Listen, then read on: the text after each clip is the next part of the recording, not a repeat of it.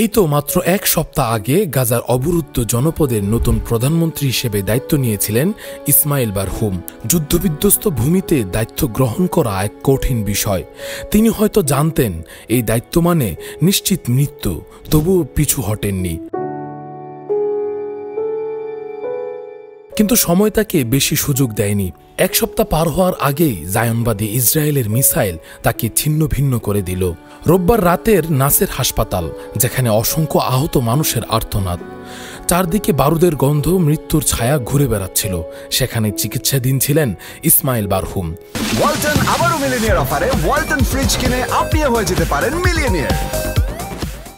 সেই সময় কাতার ভিত্তিক সংবাদ মাধ্যম আল জাজিরার এক সাংবাদিক হাসপাতালের সামনে থেকে লাইভ সম্প্রচারের প্রস্তুতি নিচ্ছিলেন। হঠাৎ করে একটি মিসাইল সেখানকার ভবনটিতে আঘাত করে। মুহূর্তের মধ্যে আগুন ছড়িয়ে পড়ে চারদিকে। আতঙ্কিত মানুষ ছোটাছুটি শুরু করে। ধোঁয়ার কুণ্ডলীর মাঝে নিস্তেজ হয়ে যায় ইসমাইল বারহুমের নিথর দেহ। আরেকজন নেতা হারালো গাজা, আরেকটি অধ্যায় রক্তে লেখা হলো। এই ঘটনার মাত্র কয়েকদিন আগে সাবেক প্রধানমন্ত্রী ইসামদা লিসকে হত্যা করেছিল দখলদার ইসরায়েল। তার রক্ত শুকাতে না শুকাতেই এবার বারহুমের রক্ত ঝরল।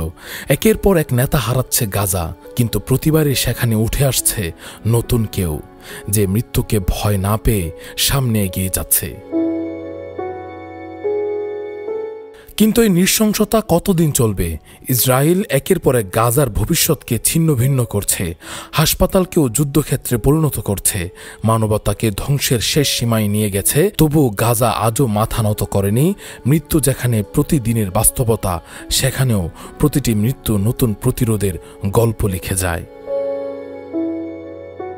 রাকিবুল ইসলাম রইস, ফেস দ্য পিপল। ওয়ালটন আবারও মিলিয়নিয়ার অফারে ওয়ালটন ফ্রিজ কিনে আপনিও হয়ে যেতে পারেন মিলিয়নিয়ার। মিলিয়নিয়ার ছড়াছড়ি দেশ জুড়ে, এটা শুধু ওয়ালটনই পারে।